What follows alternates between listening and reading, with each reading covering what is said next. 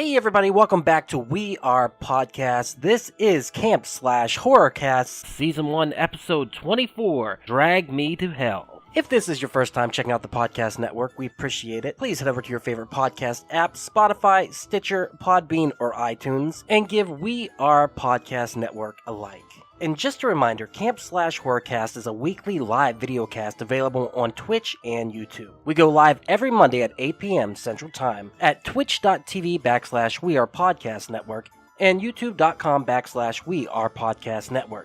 As the Camp Slash Horrorcast is live, I will not be editing the audio for this podcast. So what you saw live is what you get here. Please come watch the stream every Monday at 8 p.m. And if you want to see the previous streams, go check out our Twitch or YouTube channel. And for a full list of future films we'll be watching, please head over to Facebook, Instagram, and Twitter at /WeArePodcast. All links can be found in the description. And with that, on to the Horrorcast. Camp Slash Horrorcast. And hey everybody, welcome to Camp Slash Horrorcast, where we talk horror movies from the past every Monday at 8 p.m. here on Twitch. Today, I am your head camp counselor, David Ducky Wenzel. I gave my first name away. That was crazy. I'm also here with other head camp counselors, Jacob Pinkston. God damn it, I can't talk. Hey, Jacob, how are you? I know you've had a long day. I'm great. Thanks for asking me. But good to see you, brother. I'm so happy that you made it. So happy that you got back in time. Love you too. Love you guys. We also have Jay McRamey Rules McClintock. Jay, how you doing, sir? I'm doing well. Getting my drink on. Getting ready to talk some. Getting the drink on. Talk about a real director. I'm ready. Oh, let's do it. And we have David 100%. Jessup. David, how are you, sir? I'm doing great. Thanks for asking. Good. He did chip his tooth today. He will be getting that fixed. So if anyone knows, so yeah, brutal. On a potato chip. I'm such a pansy. Sounds like your teeth are the pansies. Yeah, what the hell? Are you like fucking auditioning? Got some weak ass chompers there, buddy. I thought the guy was super cool till I saw his weak ass teeth, man. No. Okay, And- Dumb and Dumber. And finally, we've got Dr. Reverend, the Ethan Eastwood. And I actually made something to share with y'all because I enjoyed this movie so much. And Ducko here is going to cue it up. So, Fuck it! Ah! Ready? go for Do it. it. Here's your Sam Raimi movie, sir. Oh no! Huh? What's that? Ethan says it tastes funny. Oh, silly me, I got the dialogue.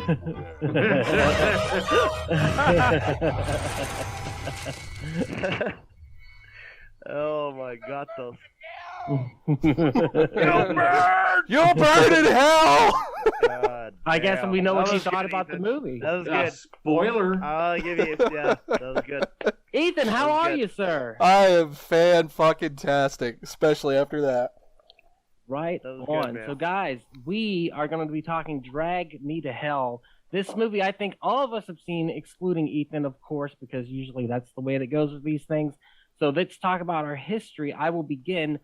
I remembered nothing about this movie except for the scene with the parents and the ending. Spoilers right off the bat, the ending rocks. Yes, so I remembered that, and that was about it. I did not know how scary this was. My girlfriend went to see it in theaters when she was a teenager because it's a PG-13. And within the first 5 minutes, when little boy Juan got dragged to hell, she left the theater in fear and went and hung out somewhere else while her friends finished it. So, yes, I legit am. This movie scared me. Oh, so good. So I don't know what to Yeah. say. That's my history with the movie. Oh. I had sound going, so I had to fix So it. good. Jake, what is your history with the movie? Movie theater. Yeah, I saw it when it came out. I was already, obviously, we're all Raimi fans here. We know what's up, and that was my introduction to it. That's all I needed to know. I was like, oh, Sam Raimi's got a new film out? Yeah, I'm going to see it. Done. Yeah. I'm there. So, and you've liked it ever since. You said you watch it like once a year, right? It's one of my favorite horror movies that we've covered, and also one of my favorite horror movies ever. But yes, I really, really like this movie. Yeah, it definitely was much, much better than I remember. Jay, what's your history with the movie? I actually am gonna be quite ashamed of myself. I did not know this was a Sam Raimi movie until I picked it up at Redbox. Ooh. It didn't get a whole lot of like marketing release. No, there's no heat behind it. So but it made some money, and I remember watching it, and I remember thinking like this movie came out about a year or two after Spider-Man 3, and God, we all know how much hate that Sam Raimi got for that movie, and I think this is like his way of telling everyone like, just remember who the fuck I am, and and he gave us this just love letter to the Evil Dead series, but it also just kind of like it really just gave us this amazing like look into just the way technology is advanced and how he took a lot of advantage of that. So I was really, really happy to see that. Fuck yeah. And Dagger Bravely is in the chat giving us some cryy, happy, laughy emoji. So thank you so much, Dagger, for doing so. David, what's your history with the movie? Saw it in the theater. I'm a big Sam Raimi fan. Always have been since I saw Evil Dead 2 in the theater, and that movie broke me as a viewer. I was like, what's happening? I've always loved his style. I liked his when he got serious. I didn't know he did For the Love of the Game. I didn't know that. I didn't know that either. Favorite baseball movie. Totally, my favorite baseball movie. He hit The Simple Plan, Love for a Game was like, and then The Gift, which I never saw. Oh, you've got to see The Gift, dude. Yeah, I haven't seen The Gift. But Quick and the Dead. Oh my God. You couldn't afford to put that cast together right today. Hudsucker Proxy. Yeah. I gotta say yes. You could probably get Sharon Stone. She's not doing Lois that. Tim Robbins. Looking at Aaron Cole Smith. And I also wasn't aware that he did Oz the Great and Powerful, which was kind of weird for his little. That was his last movie he did. That was the last he hasn't movie done directed. anything since. Yeah. No. Well, he's done TV shows, like Ash vs. the Evil Dead, stuff like that. But yeah, Drag Me to Hell is like Sam Raimi at his Sam Raimiest, in my opinion. It's everything he's good at. Visually, the camera angles, the slapstick comedy, the horror, everything about it. And it's a really, really good movie. And to me, it's one of my all-time favorite endings. I love endings like this. It's right up there with The Mist, where it just punches you in the gut. You know, and he breaks all the rules. Like, you never put children in peril, you never hurt animals, and you never have a sad ending. And he was like, nope, I'm going to break all of the above. Yep, loved it. Speaking of the breaking of the rules, Dr. Reverend Ethan Eastwood, as he was watching it, texted me, if she hurts that cat, I'm done watching this fucking movie. Yep. And I said, well, damn. So, Ethan, you've never seen this before, of course. I had never seen this movie, but when it finally clicked for me that she was going to sacrifice the kitten in an attempt to fend off this demon, oh, I'm out. Man, I can sit there and watch someone slaughter people for days. You can mow down hordes of humans for all I care, but the second you start cutting up a dog, a cat, any animal, oh, man, that gets me. So, yeah, Sam Raimi, he used that weakness against me. Can we agree that I'm sorry to say this, but in the hierarchy of animals, is it worse to see a dog get killed or a cat get killed? Dog. I think it's way something about dogs getting killed that make me want to murder somebody. Because cats don't give a shit. Yeah, they're more lovable. Yeah. Like they respond to commands. They fucking respond to you whenever you get home. They're like, "Oh, I missed you so much." Whereas a cat is just like, a cat is actively planning your demise. It's like, are you gonna feed me? A cat is always thinking about how it can kill you. Right. I believe that. I think it's only a matter of moments before my cat sucks the breath out of my fucking face. Well, guys, I think that we have a lot to say about this movie, so let's kind of jump into it. First off, I'm just going to start with it. Is it an allegory for bulimia? Is it? Yes. Is that what this is? 100%. It is a allegory for an eating disorder. That's why you have so many fucking scenes of vomiting in people's mouth. She was a hit In their girl. mouth. In their fucking mouth. She was Yeah, a big girl. she She was was a big girl. That was brought up torture, like one as time. they fucking Twice. called her. Listen to this, dude. Listen What? to this. He's about to break this shit down. So, and whenever she's tearing into the cake and she sees the eye, that's her fat self looking at her, saying like, "Are you really about to eat this cake?" There's so much shit about this. This is a total allegory for eating disorder, and I don't know why I like this movie so much because I don't have an eating disorder, but I immediately picked up on this whenever I first watched it. And there's so much at the very beginning. Goddamn, I digress. I've got a lot going on right now. No, Move you're on, fine. Move on. I'm here for it. What you were saying though, like notice there's a lot of fluids going in and out of her mouth, and I know that sounds dirtier than I meant it to, but like every time like the old lady is in the scene with her, basically she finds a way to make mouth-to-mouth contact with her, and whether it's vomit or mucus or she's throwing up maggots or whatever the hell happened. Like it is happening The over open and over. casket funeral, she fucking still spews vomit. Oh, into her yeah, fucking it's like a mouth. bombing It's mouth fluid. to mouth, fucking like. That's what the whole fucking thing is, though. It's about. Yeah, And I notice- didn't pick up on that at all. That just Well, went if you right over my rewatch head. Rewatch it, and what you'll notice is a lot of the time when the scary stuff is happening, it's when she's alone. You know, And if you have an eating disorder, which I've dealt with in the past, not bulimia, but anorexia, can't tell now. But it's one of those things that's very personal and you feel very alone in it, and you don't want to share it with anyone because you're terrified. So the fear of knowing that your addiction, because people who have these things are addicted to their disease or their disorder, and like it's little things in the movie, like when she's at the bank and her stomach's grumbling. Yeah, there's a fly in her stomach, but it's also like in anorexia, like you will take pride in the fact that your stomach's growling because you're just sitting there going like, well, I didn't eat today. I did so good. Like I'm hungry. That means that I'm going to lose weight. Yeah, That's that was where the you're. whole thing with his fingers rapping on the desk, and she's like, "Remove your fucking filthy pig knuckle." Yeah. Oh yeah. Because Yeah. it's one of those things where number one, you get highly irritable, but secondly, like everything's your minor food. Go ahead, David. I was just going to say to piggyback on what Jake was saying, there are actually two really good articles in Slash Film and WhatCulture.com, and they discuss how Drag Me to Hell is about a girl with an eating disorder. So Right. Yeah. Even on the IMDb, they break it down scene by scene. There's at least it's a lot that they show on there. And But- one of the things that I really like about this, as far as her being a lead character in like a horror movie, is the fact that she's never sexualized. You know, they're not one 100%. time do they ever like strip her down or put her in a midriff or like, oh no, she's half naked like an alien with Ripley. Oh, she's now she's more vulnerable. She's never frumpy. She's Yeah. frumpy. Mm-hmm. She's like a school marm. Yeah, she's never sexualized. It's a character.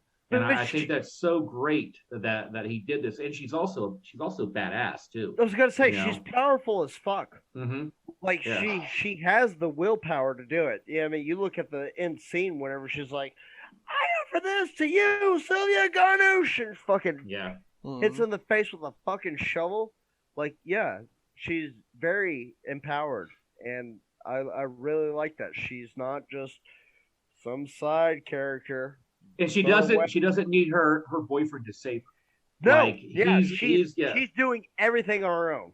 But there's the even inverse. though he does pay for her that one thing though. That he does pay for the medium. Well, there's the Alright. inverse of what you guys are saying too, though. This movie has been cited for misogyny in the sense that no matter what she does, she doesn't overcome being dragged to hell. And it's the way of saying, like, no matter what a woman does, she will always be. Always She'll be never dragged reach down. that peak or never, rise above. Well, And I look at it like this, man. The reason why she got dragged to hell is she admits to her boyfriend at the end, I could have stopped it, but I didn't. So Yeah. she did get what was coming to her. Yeah. You know, she could have, but what, and that's the thing. It was her hubris and her ego to get that position where she fucked over this old lady, where she could have given her another extension, but she wanted to be like one of the boys, and she wanted to be mean and tough. Yeah. And it was great that at the end she admitted that to her boyfriend, like, yeah, I could have been, I could have given her extension, but I didn't. So and I love that happens, and then boom, she immediately gets dragged to hell. Like she admits to him, I did this. I didn't have to. Because remember, she tries to blame her boss. Mhm. She's like Yeah. telling everyone, no, it's his fault. He's the one that did it, you know? Fucking David Payne. Did anyone see the twist coming with the coin whenever that happened? Yes. I did not. Ethan, you saw it coming from a mile away? From a mile away, as soon as it fell out of her bag when the old man was in front of their car. Yeah, I mean, it kind of brought me back a little bit when she held up the envelope and I saw the round, outline of the button in there, which that was way too big to be a quarter or a nickel. Just saying, but yeah, I still knew Sam Raimi being Sam Raimi, there was going to be some fuckery there, and that was the clearest path. So Okay. So yeah, the moral of the story is don't fuck with gypsies, right? Is that the? Okay, it's a trope at this point. Don't fuck with a gypsy. I'd love Go ahead, to Jay. interject that my best friend on this planet is a full-blooded Polish gypsy. He is very Sweet. proud of that. Y'all know him. I'll let y'all know Eric Binkowski. He does all the things, the tarot and all that stuff. And after every movie I've ever seen with gypsies, Thinner, this one, horror movies especially, I'm like, all right, how outlandish is it? And he's like, well, to be honest, he's like, I'm embarrassed to say that it can actually be quite like that. I got a question for you guys. Have any of y'all ever in your professional lives dealt with a band of gypsies? I don't think I have. No. I was 17 years old working at Chuck E. Cheese. It was a Friday night, and this group of about 25 very stereotypically bohemian, just very Eastern Europe looking, individuals came in, and I was like, these look a lot like the cast from Thinner. I really admit that. I was 17. I can admit it. And this group hustled my manager out of like easily. We did the math. They hustled them out of easily about $200 to $300 worth of product. And Awesome. I wasn't mad at them. I was like, do not hate the player, hate the game. It was very impressive. Romantic gypsy. They do. There was a really good article in the Observer. This is several years ago, and there's a band of gypsies that go around in Dallas, and what they do is they look at the obituaries, and they find men who have had wives, older men that wives have died, and they send in their attractive daughters to woo the guy, and they just basically rob him blind. And the guy never prosecutes because he thinks he's in love, and the girls just keep on keeping them going, stringing them along. Sign me up. It's like we live in this very politically correct age where we're really not supposed to make the same jokes we even made 10 years ago with a lot of groups. But for some reason, the stereotypes when it comes to gypsies, at least for now, they are very no one's really fighting them. I don't even hear any blowback from their side. Like, hey, this is bullshit.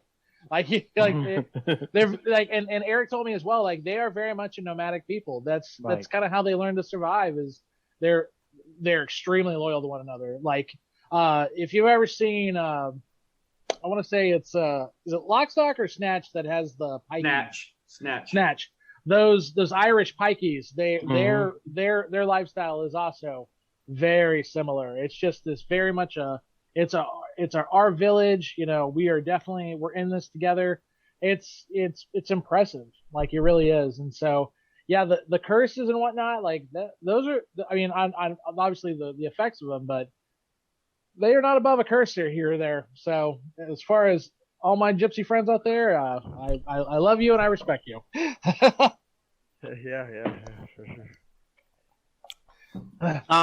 I was going to say, do you think within 10 years, though, this stereotype of the cursed gypsy, it becomes problematic, or do we think it's already problematic? I mean, it's... gypsies are running wild in the streets. The problem... They need to be stopped. The problem is, the way our culture is today, you don't have to be the person that's in that culture to be offended. Yeah. Because the way it works today is you have some social justice warrior who sees this movie and is like, you know what? I'm offended for them, so we need to cancel this movie. And that's where we are now, is that people get offended for other people, and those other people are like, well, that's my job. Let me get offended, motherfucker. You take care of your own. Yeah. Don't take my heat. So with that said, this gypsy grandmother was terrifying in this movie and fucking bad. Sylvia Ganush. She was so good. Yes, She was awesome. Ganoush. She was so good. Dude, why So are you scary. shaming her like that? No. She was awesome and scary at the same time. And like the fact that she was so violent, she was basically a deadite. And I think that's what Ethan She was was a saying deadite. earlier. Yeah. It was basically like a living deadite, and it was Yeah. so great. And the fact that she's hiding in the car first of all, the That's handkerchief such a cool scene. right, That the was handkerchief's cool. got magical properties, and the CGI isn't that great. But whenever it comes around and it just shows her, and then when she literally opens her mouth on her mouth and starts like vomiting or mucusing into it, I was just like, I couldn't do it. It's a great shot that you just talked about, because the lead actress is slowly turning around in the car, and you turn around with her and you see the shadow, the black outline of the lady. One And of it's my such favorite a- scary moments in this whole And then fucking the movie, eye. though, is like the reveal of her sitting in the car. I mean, we all know that the Oldsmobile that was her car is Sam Raimi's car that is appeared in every fucking movie that Sam Raimi has done, right? Mhm. Like we all Right. know this. Right. But whenever the handkerchief came through, up through the intake from the air filter, and you turn around and you see her. Yeah, man, that was a fucking battery drop moment. It's so bomb. absolutely. And she when she attacks and just like the whole scene with the attack, and is that what killed her? It had to have. Like the whole time I'm thinking like this old lady's dead. Like she's got to be. And Oh then, yeah, she got brain trauma from Oh, getting yeah. the shit beat out of her. she got fucked up, and I was just like, this is so cool. And then to go from that to go to the scene at the house where I thought it was when they go into the basement. I thought she was like time traveling or something. I didn't know what was going on. I didn't know that they were having like a funeral or whatever it was. But I was like, this is fucking What a crazy. great shot that was. Yeah, the way that Yeah. they framed it It's and like the girl you ran just walk in. in and it just turns into a party, and then it's just like, oh Right. yeah, here's her body. Yeah, it was fucking awesome. And like the hot, and I will say it because that's what they do, the hot granddaughter, I was like, yes, please. More of that. She was pretty hot. That's why I said I would totally be Black Widowed by a gypsy because that had happened. Anyhow, Ethan's over there shaking his head like we're canceled again. We're not canceled again, Ethan. We were canceled a long time Dude, ago. it's just more of your creepy old man bullshit. So Well, like I said earlier, like Sam Raimi had really kind of obviously gone away from Evil Dead in so many ways for such a long time to establish himself as a very mainstream Hollywood director, and then he comes back and is like, this is like it's like he missed it. That's why I love this. That's why I think this movie hits so many points, because a lot of people, despite if you look at on the surface the production value of Evil Dead or Evil Dead 2, you could easily find a lot of holes in it. But if there's one thing you can never say is that Sam Raimi is not a dedicated director. He is literally one of the most ruthless, perfectionist types of people, type A personalities that you will ever meet in Hollywood. Semi-spoiler for Evil Dead 2, he fired a third of his special effects crew because they weren't getting on board, and it wasn't a very expensive movie. Like, this guy doesn't take shit from anyone. Yeah. So to see him come back with this and just do it in a way where it's like, yeah, it's definitely a Sam Raimi movie, but it feels like a mature Sam Raimi. It definitely feels like. Go ahead. Also, it's nice because it has a really good budget, for a horror film. yeah, But a good, not a Spider-Man, even No, close to a Spider-Man. No, but just for a horror movie. But for just- horror, like the scene where they're doing the seance, that setup, that house, that set was gorgeous. amazing. Dude. Absolutely. And that whole action scene with the goat and the dude Yep. doing the Ash Evil Dead thing, and was just so fantastic. It Yes, was really- let's talk about that seance. Oh, the budget was $30 million. It made back $90 million. Good, Ethan. One thing I want to say is, man, Let's from what go. I could tell, he used practical effects every possible place he could, and that's Yes. what made it look so damn good. There was The goat. minimal special effects. That handkerchief was CGI, and No, Yeah. when it was in there, you can tell. But for the most part, it was practical. Or at least the looked body it. of Sylvia Ganush was fucking practical. Like Yeah. the throw up was practical. I want that All the goat fucking puppet. like worms and shit. Oh, that goat puppet was sick. I thought it was a good goat, marriage. yeah. It was a good marriage of both CGI. I mean, and you practical. had to have CGI Yes. for the hell stuff. Well, Yeah, yeah, that especially just- for yeah. the very end. Yeah, Yeah. yeah.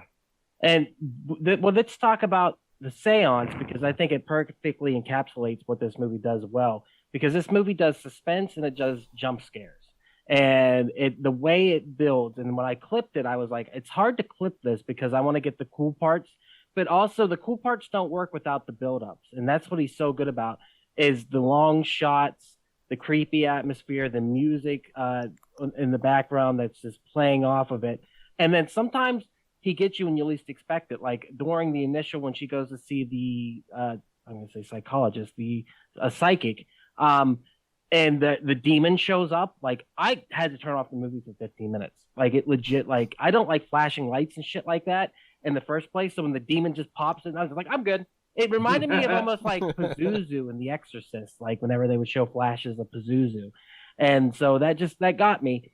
And they kept doing that. And the unrated version, I think, adds a lot more of that. I know it adds the blood scene, the bloody nose scene, which is absolutely amazing.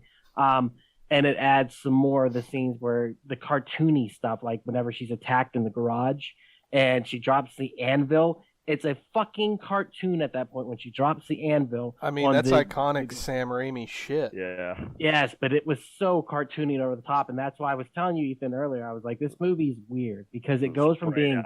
Yes, To the me, eyeballs. It just feels like a continuation of Evil Dead, like another story being told in that universe. You have the same sort of camera work where this invisible force is going towards or flowing away or doing shit around the room, and even the old lady looks like a fucking deadite from all the other Evil Dead movies. So, I mean, you could have sold me that this was Evil Dead 1.5. And at a certain point, the sound effects are even cartoony. Like when the cross falls on her at the end, it makes like a boink noise. Yeah. I was just like, this is fucking great. And they beat the crap out of her. They really do. And it's crazy because like he does that with Bruce Campbell. He did that with Spider-Man, Tobey Maguire, and he does it with this character too. And it's just one of those things that Sam Raimi loves to beat up his lead character in comedic ways. I don't know He why. wants to be the villain. Like I think that like Sam Raimi has always taken upon the role of the villain in every one of his movies. No one is more evil in any Sam Raimi movie than Sam Raimi himself. Yep. You could look at Spider-Man, you can look at Evil Dead, you can look at Crime Wave. Crime Wave is another one of his movies. Like all his movies, he wants the hero to earn it. Like that's amazing. Right, and he gives the villain so much love. Like they get so much fucking screen time. They killed the dialogue. They got so much scenery to chew up. And it makes for such a good payoff. Talk about the end of this movie, man. She thinks the sure. old lady's fucking done for. She's going to go burn in hell. One of the best twists ever. Yeah, that was good. I really love that. And it happens the moment she realizes that when she sees that button, boy, it's like boom, boom, boom, boom, Yeah. boom, boom, boom, boom. So- and Justin Long did a great job acting. Love in that Justin too. Long. That's Yeah. the one Anything thing that I was a they little fucking add. confused about is so she gave the button away. Wouldn't it technically be her boyfriend's and he should be the one that gets dragged down the hill? because she didn't willfully, she didn't knowingly give it to him. Oh, okay. She had to knowingly give it to somebody. Yeah, Gotcha. and they just put in this little pinch of dialogue to let him know that he was a coin collector, and like what That a paid great off fucking really well. payoff, though. Yeah, I'm just saying, like just this tiny little bit of setup. He puts it in and an then at envelope the in end the you're like, beginning. oh fuck! Yeah. He collected coins. Why did I fucking remember that? Devil's So in the good. details, man. Yeah. Yes, sir. I actually didn't, and I don't care. It's been 11 years. I saw the movie today, obviously, but it's been 11 years since I saw this movie. And when I saw that scene with her getting dragged to hell, I said sequel. I still don't think that's the end of her. I still don't. I don't care if it comes out, and if it ever comes out, I don't consider that the end of her. I'm like, that is awesome because that's exactly what he did to Ash in Evil Dead.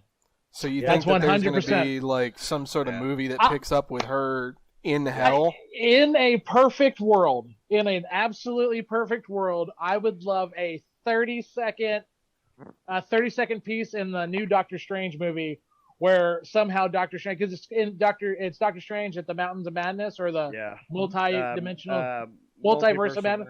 I would love to see him just like see her and go, "You don't belong here," and like shove her and watch like shove her back into Earth and watch the crowds go. Stop getting our hopes up, Jay. That would be cool. But you heard it here first. You heard it here first. Bravo. If it happens, I literally just thought about it today. We're not gonna have Inception. Yeah. Sam's watching this. He's gonna make it happen. He knows. The seance scene we kind of skipped over a little bit. I think it plays into the idea that this movie is about an eating disorder because it's an intervention in a way, and so they're trying to exorcise the demon or the Pazuzu or whatever it is. The Lamia? The Lama and Lammy? Lamia, I think is what Lamia. Lamia. That scene is so much fun, and it goes with the heavy prosthetics and the goat puppet. Yeah. Did not expect the goat to start calling her a whore. You bitch. I was like, what is going on? And then having like the Deadite kind of thing where he's the dancing over the table. Yes. What it reminded me of was like, "You're goody two shoes. You're goody two shoes" from fucking Army of Darkness. Yeah.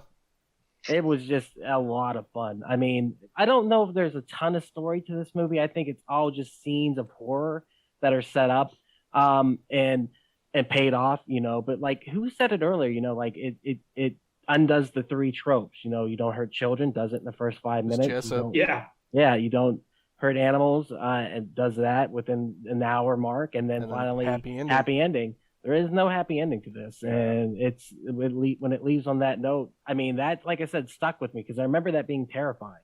I remember thinking For me, though, I don't find it as so much of a sad ending. I kind of like the fact that she got because to me, she got what she deserved. I just feel that she fucked over that lady for a promotion. And she was a gypsy. And you should go to hell for that. Yeah, go to hell. Dude, fuck. And have her soul chewed on for 1,000 billion years. Because if that was the case, less people would fuck other people over. If that was something that we do for sure, like, hey, if you stab somebody in the back, you're gonna rot in hell forever. Then people would be less dicks in this world. That's very true. Do you think that you just define Christianity, dude? That's exactly what it is. You're taught that if you do something wrong, you burn for eternity. And there's still no disrespect to Christians. I'm a very bad one, dude. I actually thought, hey guys, I'm not afraid to admit that I had no idea of the great the correlation between an eating disorder and the movie. Y'all completely enlightened me on that. I think the biggest theme I saw from it was not to lose yourself. She used to be a big girl. That's true. That's what they talked about. But I think it's also about like when you're going through life, like I felt like when she was at her strongest, she was finding herself again, like who she was and the strength she kind of had, to do this. She wanted to eat again. Yeah, she wanted to eat again. Yeah, I guess. But it's like it's sad that she thought she did all the right things.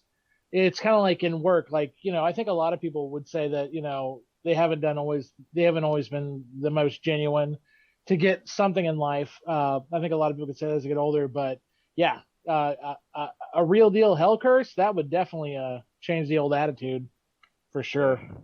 But Jay, you said that you thought this movie was also an allegory for the film industry, and you told me this the other day. And no, I was joking. I said I thought in a way.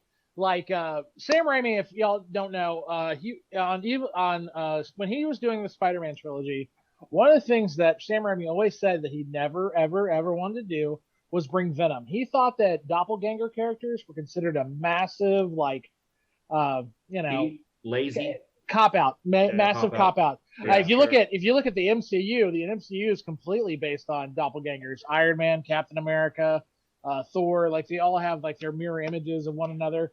And I love the MCU, but at the same time, like Sam Raimi never wanted to do that. He always wanted to bring out classic Spider-Man villains, but after the success of the first two, everyone's like Venom. At one point, Venom. At one point, he had like I heard like 10 producers just ripping him apart, like everything he wanted to do. So I almost felt like he was in the place of this girl getting dragged to hell for what he had to do with Spider-Man 3. That And makes Jeez.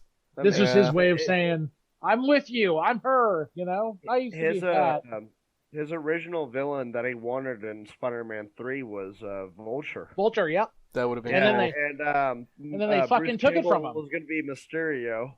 Because they're going to use that cameo from A Spider-Man tiny 2. little bit. Yeah, they're going to fucking throw him in at the beginning. That would have worked so well, and hopefully he'll, Well, there's also a rumor, guys. I'll accept this as well, that there's a possibility that Bruce Campbell will play the original Nick Fury in Doctor Strange and the Multiverse Shut of Madness. The fuck up. That would be cool. Stranger Things, my friends. Stranger That would Things. be cool. That'd be badass.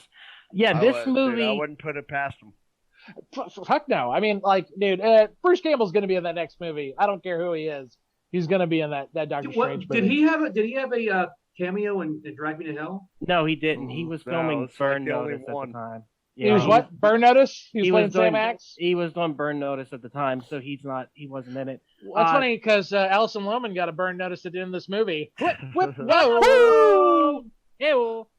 This movie actually, they wrote this before. They wrote this movie in the 90s, and it was initially called The Curse.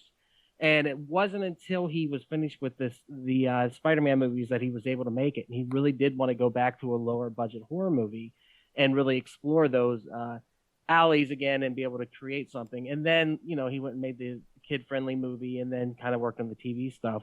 So, we really haven't gotten a movie like me and Jay were talking about the other night for 9 years from Sam Raimi. But we did get the Evil Dead TV show, Ash versus the Evil Dead, which was just a continuation of the Evil Dead. Absolutely amazing. And he will be coming back, like we keep saying. And we keep saying over and over how much we love him and his films, but it's true. Like, they have a special place in our heart. We're going to be watching The Evil Dead 2 here soon. Oh. And he, not only that, but his Ghost House Pictures kept horror movies alive in the 2000s, and then Blumhouse kind of came along and took over that role. So, I mean, I know we all appreciate this movie for what it is, but it is just the campy atmosphere along with like the master filmmaking of suspense that makes it work. And it teeters on that edge of ridiculousness, but always pulls back. And like I said, I legit was terrified by this movie watching it today with the lights on. Like, it worked for me. Ethan, you said the same. It worked for me, man. I mean, it's, some of the jump scares got me. Some of them didn't. The scene with the lady in the car panning over to it. Oh, yeah. No, that was good. Saw it coming, still scared the fuck out of me. And then especially, where he broke the second of the third rules, killing animals. Ooh. That hit hard. Did it scare any of you other guys at all? Oh, yeah, when I saw it, yeah. Jay over here like, no, I got the biggest balls of my own. It didn't scare me at all. No, it's like, that's the thing, is like Evil Dead 2, I saw, I'll save it. But no, I mean, like, this was like, oh yeah, this was, I wanted this movie so bad. So like, every second was just like, I got jump scared, of course, but like, afraid? Nah. Like, it didn't scare me in that regard, but it was like, I was too happy to be scared. Does that make sense to you guys? Yeah, it does. Yeah. There's a joy that I get from this movie. It's a resurgence for me of everything Raimi could do, and it's like, and then of course the Evil Dead remake, came out a few years later, and it was like, it didn't skip a beat. That movie. Oh, scares me. Jake, how about did this scare you at all? The first time I watched it, yeah. I mean, not like scare me. It's like everybody else said, nerd. Who was it? Did somebody have an inhaler? It sounded like we got to inhale. We got to inhale. I can grab I one. thought that somebody did. He said nerd. I was like, what's going on? Someone. I thought Ethan Fucking did. nerd. Me? Hobby just creeped in for a second. I saw movie theaters, and yeah, there was a couple jump scares, and I usually don't get jump scared. There was a couple points in it, and I think definitely whenever Ganu turned up in the back seat of the car, for sure was one of them. And whenever she was in the shed, and she showed up again, and then throw it up in her mouth again after she just got her fucking throw it up in her mouth from the funeral from the fucking dead broad. Oh, And then now she's yeah.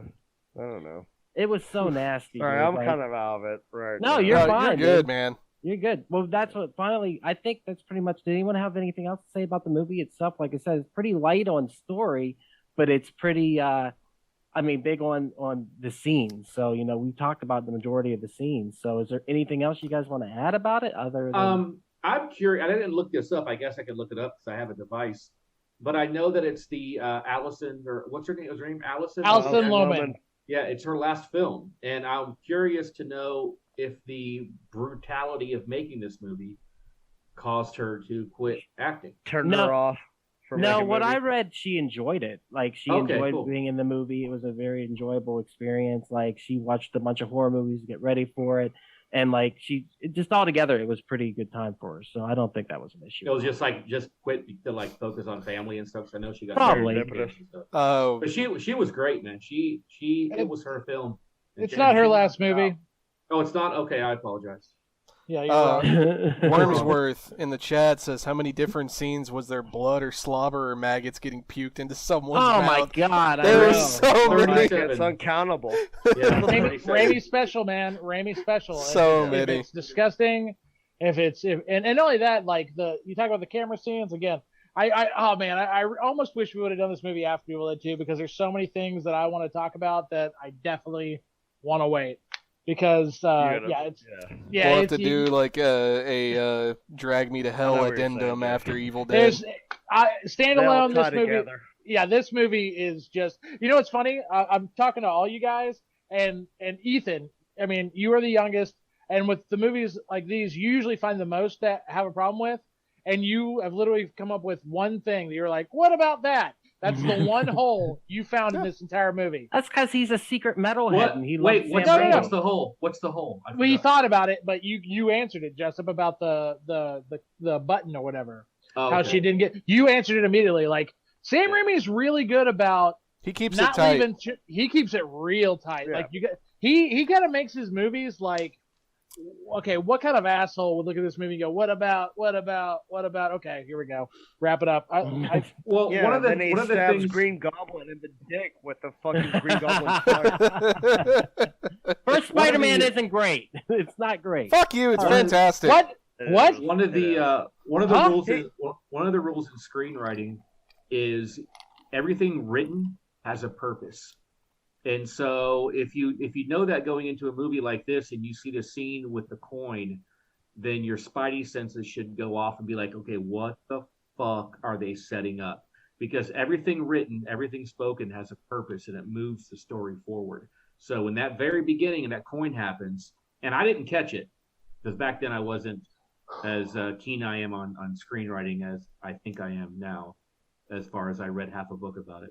You just brush it off. Though. Have more than anyone else. It's like, The oh yeah, you're a novelization. coin collector. Yeah, but it's like Yeah, everything, and it was such, and it is almost like beginning end, like it's like the most important part of the movie, and it's a bookend, That's awesome. Absolutely. So, guys, let's get on the line and say if we recommend this. I think we all do, but just to check, me first, yeah, 100% recommend it. You better check it out. Jake, what do you say? Yeah, fuck yeah. Please Fuck watch this yeah. movie. Fuck It's really yeah. good. Jay? what do you think? Yes, but I would also say watch the entire Evil Dead trilogy first, Yeah. so you can appreciate what the giants that this movie stood on. Watch Sam Raimi's entire catalog before this. I think do. I think he's right though, because I think I saw this before I ever saw an Evil Dead movie, You're and dead to me. I think I appreciate it more. Ethan, you watched the Evil Deads with me. Yeah. Do you agree with that? That you appreciate it more and knowing where it came You from? need to go in having watched Evil Dead, at least one of them, I would say, but preferably all three, because this one, it feels like it's a sequel to Army of Darkness, or continues in that universe. So, yeah, Diet Evil Dead gets 2 thumbs up from me. Here's the thing about this movie. If you watch this movie and you have no idea who Sam Raimi is, and you have no idea what the Evil Dead films are, it's going to really make your head hurt, because you're not going to understand the weird humor and the camera angles and the slapstick comedy. You're going to be like, what the fuck is going on? But if you're a Sam Raimi fan and an Evil Dead fan, this movie is just it's butter. It's made for I think you. I was talking to y'all the other night. We were watching Quick and the Dead, and Britton asked me, "I was like, why is it like this?" And then she goes, "Oh, I forgot. It's a Sam Raimi film." I was like, "Yeah, The guy's get got it." a signature, man. Like a lot of people talk about him. Another thing that a lot of people have said about Sam Raimi, to touch on what David was talking about, he's almost the opposite of Quentin Tarantino. Quentin Tarantino's movies are absolutely stuck full of talking. You look at any Sam Raimi movie, and I mean any, and I am including Spider-Man. His movies are very action-driven. He is a body language guy, and every one of his movies show it. And this is the only spoiler I'll say for Evil Dead 2 is that the script is about 10 pages long. And I'll leave it at that. Right. Yeah. Right. I'll leave it at that. You saying that, you look at the first Spider-Man movie where he catches everything on the tray, where that took like 90 fucking takes because he actually did that fucking shit where he caught everything on the goddamn fucking tray there. You're right. He's a visual filmmaker. He's very visual, and he speaks that language of horror in such a way that he actually had to include it in the Spider-Man movies, you know? And it's weird because you go and watch his other movies, his Simple Plan or The Gift or anything like that. He doesn't use the same visual filmmaking. He doesn't use quick cuts. It's a different Sam Raimi. It's like there's two different Sam Raimis. And it's almost like Sam Raimi by way of Coen Brothers with those movies. And it's very different. He came up with those guys. That's not an accident at all. Right. Yeah. They are all cut from the same cloth. Yeah. A lot of Hudsucker Proxy, most people think is a Coen Brothers movie, but it's a Sam Raimi movie. Oh And man! if you watch Cohen, if you watch Evil Dead, the first one, all those scenes of the camera going through the woods, the Coen brothers are holding two 2x4s on each side. Yeah. They're the ones doing that camera Yeah. movement. And if No you ever watch, shit. awesome. if you ever dude. watch Fucking Raising nuts, Arizona, Raising Arizona Yeah. has so many Evil Dead scenes in it. Was it especially Confession? with the lone biker, the apocalypse Tex Cobb. Yeah. Wait, was it the Confessions of a B movie star? Bruce Campbell takes you through that entire journey of all the cool ass people that they've been hanging out with. I think even James Cameron at one point was like a buddy of theirs. Like it's such an amazing journey. Sam Raimi, a lot of people talk about Bruce Campbell, but Sam Raimi himself, I could do an entire podcast on just the man's body of work. He's the man. I talked to you guys about when The Frighteners came out, and I thought it was a Sam Raimi movie, and I've always compared Peter Jackson to Sam Raimi. Yeah, very much so. Yeah. I compared obviously Dead Alive to Evil Dead, and then when Lord of the Rings came out, I go, okay, motherfucker, let's see what Sam Raimi's bringing with Spider-Man. Right. It was a cool, like, it seems like their kind of filmography is always kind of like the biggest hit at the time. Also, though, like comic book movies weren't done. Like this was the biggest spectacle that there ever was. Spider-Man blew everything out of the water, and it opened the doors for so many other fucking properties. Like beyond, like for like, so Titanic made $1 billion, which of course was like, oh my god, that's insane. Oh, like, they re-released it in China, and it took the top. No, Avatar. That's Avatar. But I'm talking like no. Yeah, Avatar. Spider-Man's a comic book movie that said, okay, we are here and we are not going away. And he is the god. To me, he's the Godfather.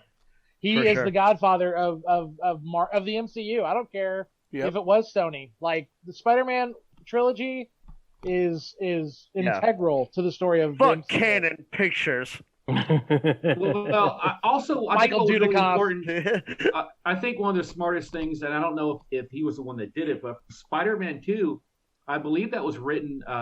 Wasn't some of that written by like a Academy Award-winning writer? That was like it's a. I'm gonna say yes. Yeah, it's a great story, and then you throw in the actor that played Dr. Ock, Alfred Molina. Yeah. Henchman number 2 from Raiders of the Lost Ark. Raiders of the Lost Ark, yeah. Alfred Molina's an amazing actor. But it was like one of the first like action movie or like comic book movies where it was taken serious. They handled the fucking material like it was a fucking real thing. It wasn't baby down like we got a shitty version of the Punisher, which I still love. Also, with Dolph Yeah, it's guilty pleasure. Yeah, exactly. And then you got fucking David Hasselhoff's fucking Nick Fury. Yeah, you got whatever the fuck his face is. You got the shitty fucking Fantastic Four. Like they actually handled this property with the integrity that it was. They grounded it in some form of realism. They Well, gave Sam it Raimi, right. Sam Raimi took a comic book and like that. For me, I will say that I love the first one, but like Spider-Man 1 and 2 to me are the two best comic book movies I've ever seen. And I mean that. Not superhero movies, comic book movies. Yeah. Like they took a comic book to me and said, here you go. Like, and the only person I thought did it as good as them was Tim Burton with the first Batman. But I thought Sam Raimi took the ball and said, here you go. Don't get me started with that. Uh-oh, someone's coming at us. What's up, Davo? I was going to say that, yeah, the writer for Spider-Man 2, he won an Academy Award for Julia and Ordinary People in 1977 and 1980. Elvin Sargent. Yeah. A double Academy Award winner? Because, I mean, dude, that movie put Alfred Molina back on the map. He was ever on the map. He wrote the screenplay for the first three, along with the remake, the Amazing Andrew Garfield one. That first one, Amazing Spider-Man, I actually truly enjoyed. The second one is the ultimate horror movie. It's pretty bad, but anyway. Okay, that's all I got to say about Raimi. I don't know who. I thought Javi was coming in, but it looked like somebody.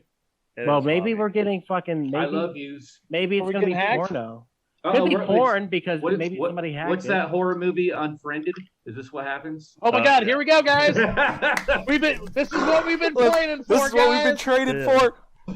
Yeah, I can't leave my computer. I can't go tell my parents that there's something going on my computer upstairs. I'm getting nervous about this. I'm not gonna lie. Oh, jeez. Damn, Jessup. Damn, you going hard in the paint.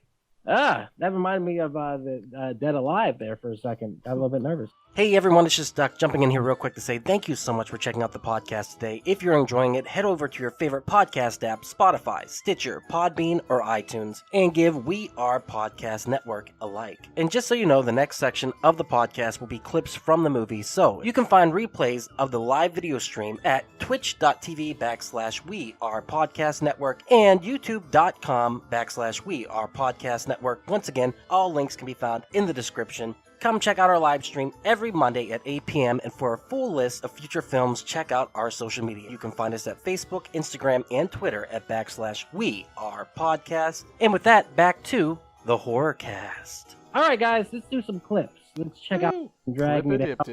Hopefully porn doesn't pop up. I don't know who I Love Yous is, so we'll figure it out as we go. I Love Yous. This is it should be Juan. Kid.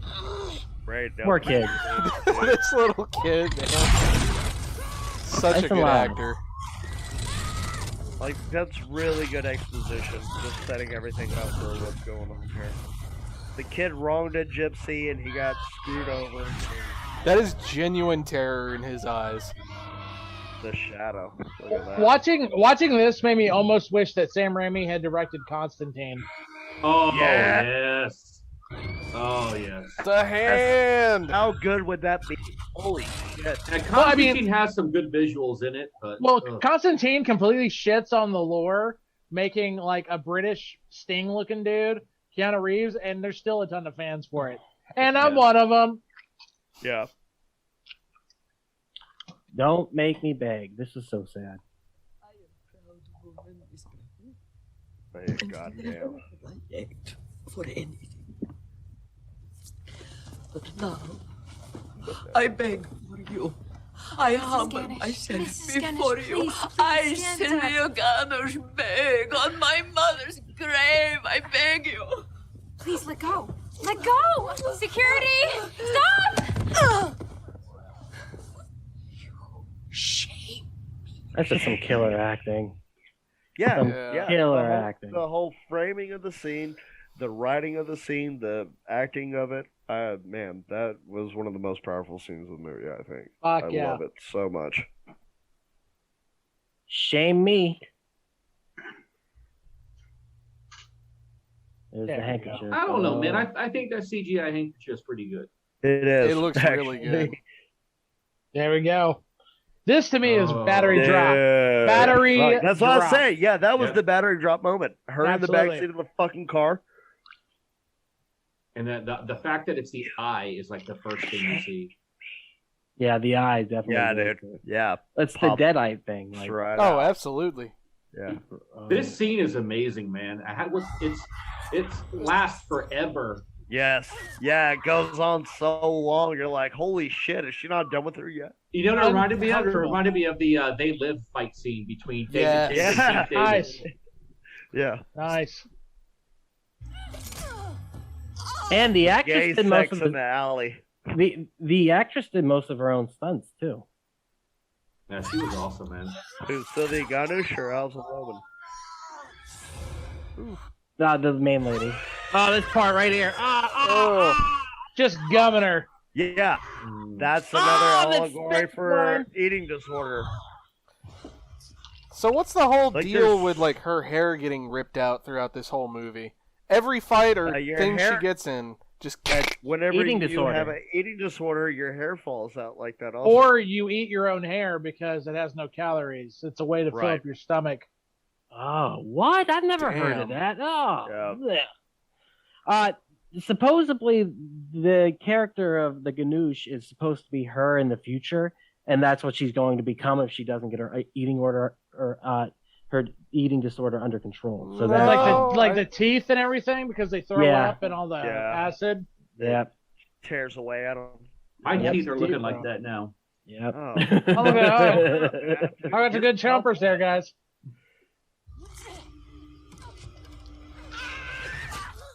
Oh, ugh. Look, Come on, everything is mouth oriented though. Yeah. Like everything is coming in and going out of people's mouths. Yep. That's what the whole fucking movie is about. Well, I mean, you could even look at that as a ruler. Like people who work out or people who are anorexic do. They're Measure their taking weight. inches Yeah, inches off their fucking body. Yeah, so there's definitely something there about that. This part scared the shit out of me, guys. I'm not lying. Like, I had to stop watching the movie for a minute. Turn it up a little bit so we can get the full effect, and I'll look away. You are half man, half pussy.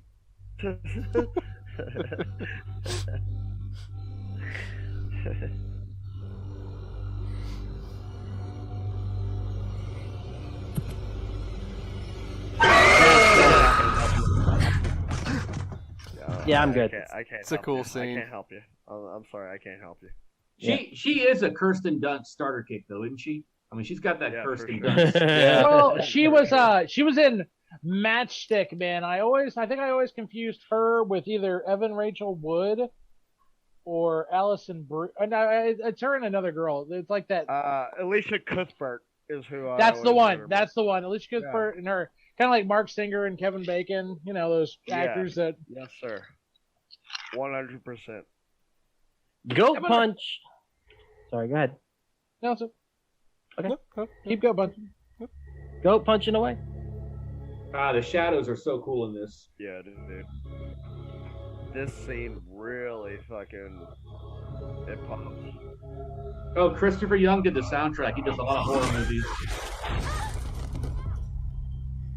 Well, he fucking knocked it out of the park on this one. Cleaned her clock. There's another movie. Okay, the only thing I do remember about this movie is that there was another movie that came out around this time that had Dustin Hoffman in it, and it was about like a demon based in Jewish culture I think it's called a Yiddick. It's one of those. It's like that whole Deep Impact Armageddon thing. I remember that. I just remember that one was a lot more serious. This one was definitely much more like tongue in cheek. But I was random thought. Sorry. I have not seen this. I was thinking It the wasn't. same It thing. wasn't very good, but I Oh, remember okay. it. But anyway, go on. Pukey pukey.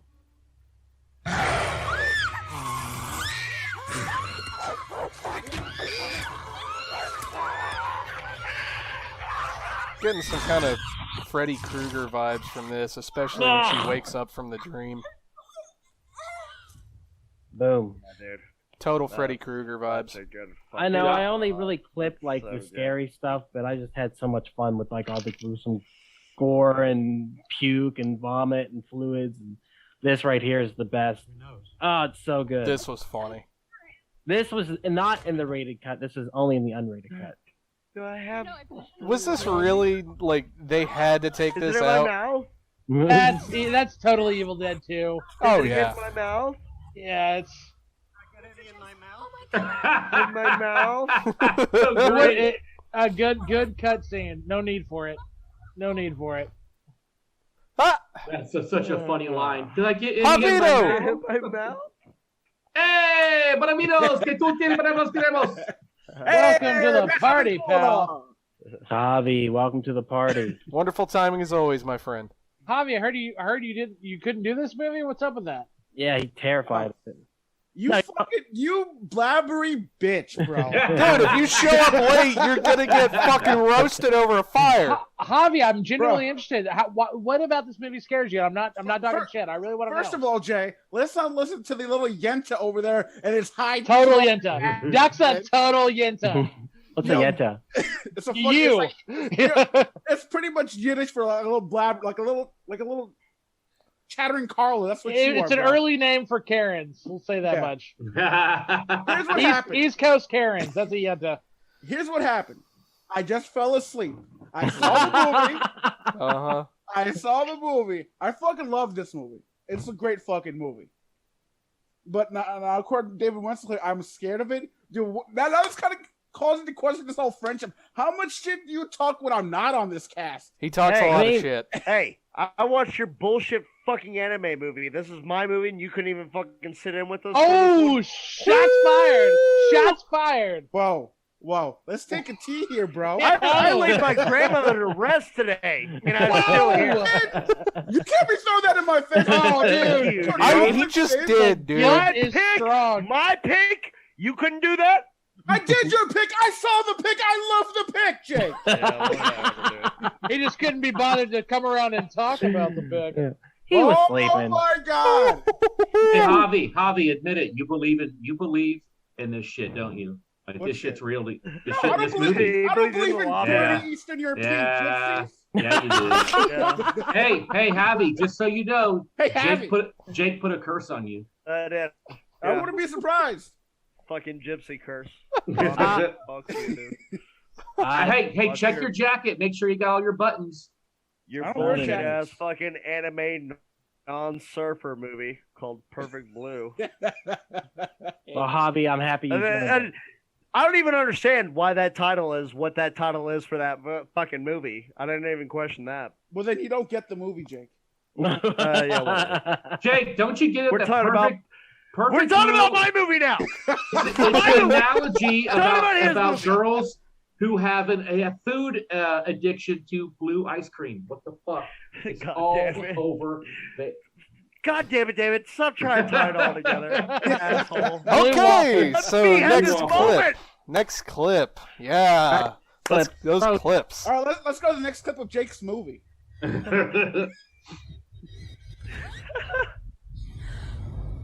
Yeah. Eating disorder. Why does she have that stuff inside of her? It's embalming fluid, dude. It's formaldehyde. It's formaldehyde. Pulls the hair out, too. Boom. Yeah, dude. The thing that's really cool about that whole scene, too, is the eyes are always following her, or at least on her and looking in that direction. Yeah, she's like, even from beyond the grave, she's fucking pulling her fucking hair out. She's looking at her. She's vomiting in her fucking face. Ugh. Ubiquitous gazer. That's what actually killed her? Probably the second or third staple. Of course, dude. They beat the shit out of each other. She's old lady. No, that's my question. Do they ever come up with a definitive cause of death? No. Ruler in the throat is a pretty good cause of death. The metric system? Yeah, the metric system. I would have to assume it was a couple centimeters, I guess. What if somebody said that, like, the real message of this movie is if someone says no to you, you need to fucking make sure they go to hell. Like, right, and then die immediately afterwards. Hey, curse I mean, I was gonna say that's how she died, is because she got denied a loan from the This bank. movie is the birth of. Probably had a heart attack or something. Yeah. This movie was the Like, birth okay, of so- SJW. Yeah. So she in the best case scenario, she gives her an extension on her loan, and she still dies still a can't- week later. And now by the her, way, and now her entire family has to take on her debt. Well, see, that's the thing that kind Look of at him pissed a me off fucking too, favor. though, is that she had this funeral. All these people were there. All those people couldn't fucking help her out. Like that entire. She's a group of proud people- woman. No, because she's very proud. Yeah. She could not ask her granddaughter to come stay with her. But she's gonna ask a stranger to give her a third fucking installment or third. Yeah. fucking Oh, extension. I think. Are we finding a hole? Are we doing it? Well, what I'm are saying we- is, I'm not finding a hole. I'm calling bullshit on her gypsy family. I agree. There we go. You know what? I think Preach, we David. should all launch an attack on every gypsy that we ever see in our lives. I've been ever. saying this. And if since I they was say no to three. us, we're Well, dragging yeah, them to because hell. they're a bunch of fucking scammers. That's what we should do. Goddamn They- pikeys. Weren't all Yeah, of they're y'all fucking just like pretty- apologizing you're to late. the gypsies that weren't Javi, watching you're so earlier? late. You're so late. Yeah. We heard you the joke. I'm On trying to get the out of next. here. On to the next clip, which is named wrong. You guys are acting like a bunch of gypsies. I need you to know that. Like a bunch of clicky What gypsies. did I tell you guys? It's okay to Says make the fun of gypsy gypsies. who comes in Hey an guys, hour late. after this, we're gonna go to Whataburger and screw over a manager for $250 for the food. Why not? They're owned by Chicago now, anyways. I don't care. Yes. Yeah, Whataburger's the like chicken best the chicken Chicago tastes fast different food now chain too. ever. Yeah. I screwed up, and every clip is just going to be called "Drag Her to Hell," evidently. That's So fine. Nice. Dyslexia. It's not a podcast without some misogyny from Duck. oh, what?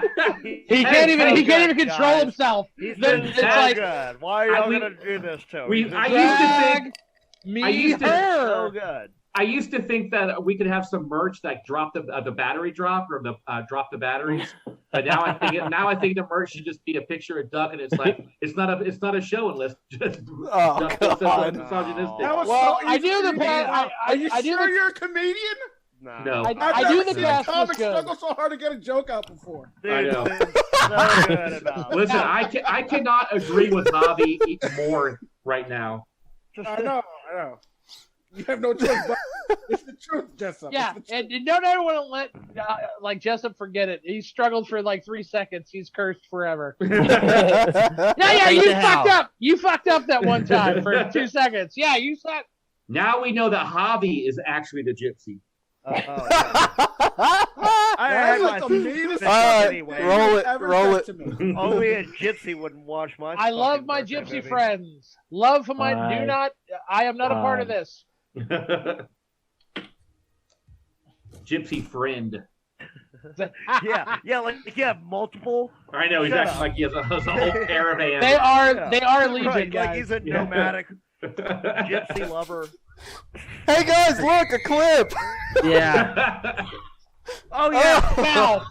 Sticking her Hey, hand guys. down her throat. Yeah. Making her puke. yeah. You know what Ugh. that is? That's an eating disorder allegory. Or Duck, what does that also look like?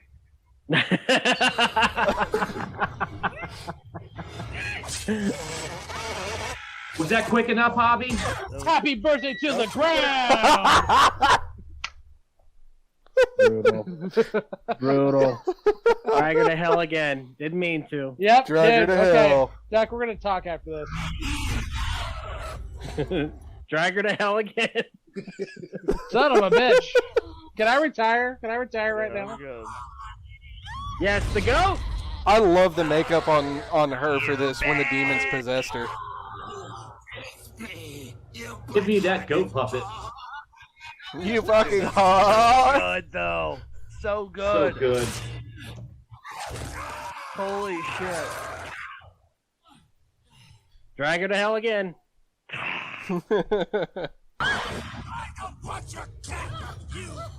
Fuck yeah. It's the kid. He looks like. He looks like Pablo. No, he looks like a Buffy the Vampire Slayer vampire from the movie, from the TV Yeah. show. Oh Or man, Esther from Sleep I was Walk. gonna say Pablo from Ash vs Evil Dead. Dude, whenever he starts dancing on top of the coffee table, that's like the most Sam Raimi movie. Yeah. Oh yeah. So good. Yes. Yes. I Yes, do I'm believe sure. you can give the curve. who has passed on. But you must make a formal gift of the accursed object to the deceased. Oh, I'll do better than that. You know what? I'll shove it down his goddamn throat. I'm gonna get some. I'm gonna get some, dude. That is Sam Raimi. Evil Dead. That's fucking Ash, right That's there. Sam Yeah. Raimi as like, fuck. But what? Just take a little glance in the envelope. You know, just make sure that it's not the button. I Make thought the sure- same thing. Like, just check before you seal it. His heroes are pretty. They're not necessarily dumb, but they make little mistakes, as we all know, and that's her little mistake. That becomes That's the most human thing ever, though. That's really little humanizing mistake. Yeah. somebody. I mean, to err is to human. To forgive, divine. Okay, that's good. Way to act when we talk about making errors and being human. Grave digging.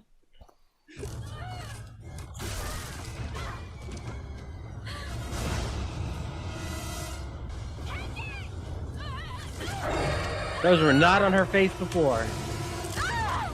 Well, she's seen Hair. things though. She's been seeing all kinds of shit that hasn't been there. That's true. I thought the shovel in the mouth was. Yeah, dude. Christine, Brown! Hell yeah. What a great. Hey, you! Sylvia, get it! Suck it, bitch. Yeah. Choke on it, bitch! Oh, just God. curb Kick stomp. your jaw shut. Good. Boom. Like, Curb and you're like, stomp. yeah, Beautiful. she's ridden of the curse.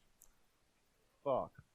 I think finally this will be the correct clip. Drag her to hell. I thought maybe you could, I thought maybe you could sew back on. I think you might have my Still bothers me. The fucking I think you clip, might have dude. my coin. God damn, dude. So, I'll wait till the end. I'll wait till the end of this. I'll wait. It's all right. No. Hey, no! Hey! Oh, God, no! You know, you had plenty of time to jump down there and grab her. He could have pulled her like to the side. She could have moved.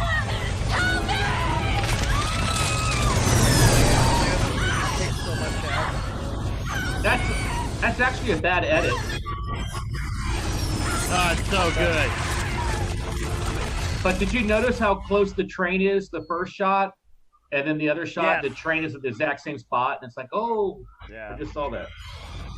But Justin Long, look at him acting the shit out of that, man. Why do they always Justin give Justin Long the shoes dorkiest fucking characters?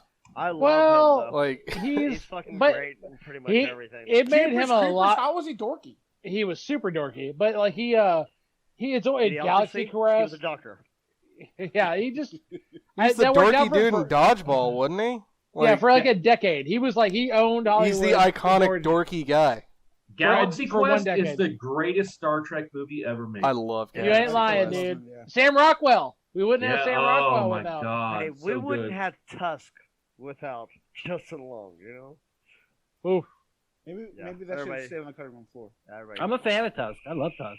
Haven't seen But- it. The It's song? it's a movie. Who said the song?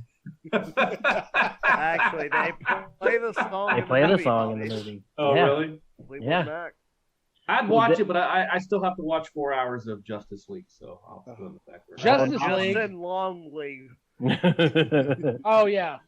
That ending though, with her getting drugged to hell and the way her face looks, like almost like it's turning into a skeleton or it's getting. That's the only way that movie Awesome. could have ended. Or looking Yeah, like awesome. a gaunt anorexic person.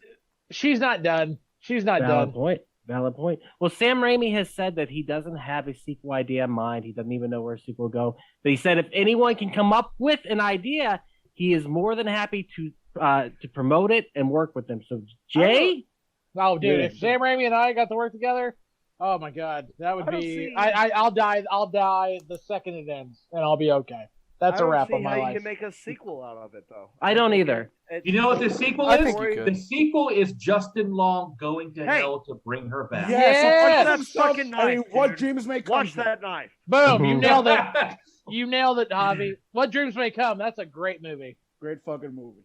Yeah, It is a great movie. I don't want to see What Dreams May Come with Justin Long and Alison Lohman. I'm sorry. You know what's interesting?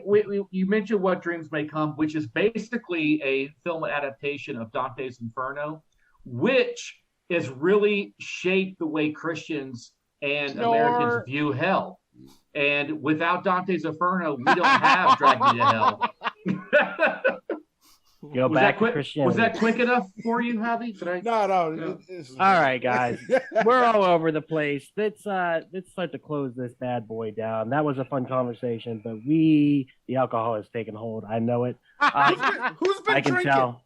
Everybody. I've had 3. I know that much. Oh, that's fucking dope. That is badass. Just one this afternoon. Jake's like, I ain't quit. Yep, rightfully so. Let's close this down. So, David, tell them where they can find you on the internet here, sir. Stop Motion Nightmares on the Facebook and Children of Dave on the Instagram. Right on. And how did the thing go? Oh, it was awesome, man. It was kick ass. I sold over half of my inventory. That's it was badass. Great, man. Yeah, it was really, really good, man. I saw some of those Great show. pictures you posted. Those are pretty fucking dope. Yeah, man. I met Black Phillip. I met Black Phillip, which was super cool. The Black Phillip from The Witch? Yep. We had some butter. We ate some butter together. It was pretty sweet. Swap butters. Yeah. Nice. Well, you can check us out on the web at wearepodcast.podbean.com. You can check out all of our podcasts there. We have We Are Air, where we talk movies, entertainment, whatever the fuck we want to talk about. That's me, Jake, and Javi breaking down pop culture. I'll be releasing the Snyder Cut episode this week. Also, we have We Are Bagu, a video game podcast where we talk Atari to Steam and everything in between. That's me and Dr. Reverend Ethan Eastwood talking video game lore. You can also check out Heroes Gyros, a Dungeons and Distraction side quest where we play some D&D. And, of course, you can go to our Discord. It will be linked in the description. Please join that. Come over and check out Camp/Horrorcast every Monday here at 8 p.m. live on Twitch. We do appreciate you joining the conversation. Keep horror in your heart. I forgot that was our saying. Keep horror in your heart. Keep horror. What are we watching next week? Next week will be. That's a good question. Like what are we watching next Monday at 6:00? Excellent. Yeah. I think it's Event Horizon next week, right? It is. It's Austin's birthday pick. So Austin McDonald with Event Horizon. So he will be here talking what I also consider a terrifying horror movie. I think it is. It holds up. It's legit holds up. You guys are gonna hate me then. Oh, I can't wait to have the conversation. I don't like this movie. Be here at Bree Square, folks. 8 p.m. next Monday night. Hey, Doc, can I make an announcement real quick? Sure. Well, it's been a long time coming, but in 5 weeks, on May the 4th, we are bringing back comedy from the dark side to the Addison Improv, and I wanted to go ahead and tell them here, David Jessup, you are my headliner. Oh, yeah! Holy shit! I hope you guys can't wait to hear the jokes I told 10 years ago, because I haven't written anything new. I can't wait to catch up on this on Facebook. The good news is David Jessup was a man of his word. He waited till he was fully vaccinated. He will be back ready to rock in 5 weeks on May the 4th. May the 4th be with you. Comedy from the dark side. Addison Improv, 8 p.m. I can't wait. That'll be awesome. Can't wait. All right, with that said, I think that is good roundup for this. Guys, thank you so much for being here. With that said, Ethan, please cut.